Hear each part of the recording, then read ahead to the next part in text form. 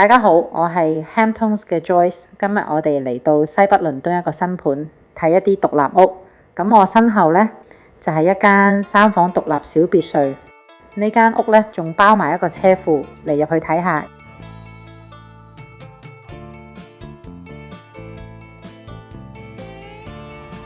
入到嚟之後呢，我哋左手邊就係客池。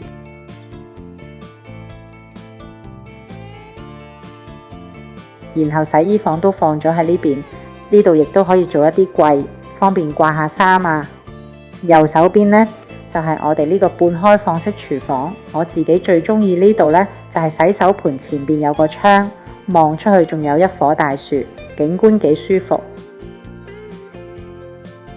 所有電器都已經包晒。再行入嚟前面呢，就係我哋飯廳同客廳嘅區域。出邊就係花園，呢道門呢，就係頭先個車庫可以直接行過嚟嘅通道門。我哋呢個花園呢，足足有106平方。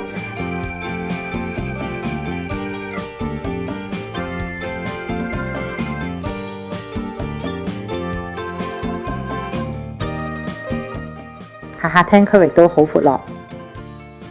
呢邊仲有一個衣帽間，我哋一齊上樓睇下啦。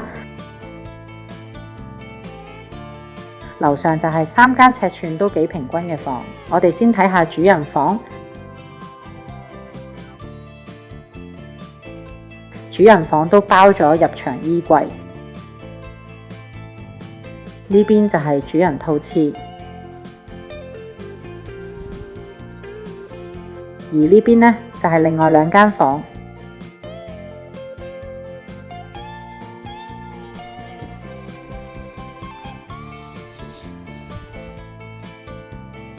再睇下樓上嘅儲物房。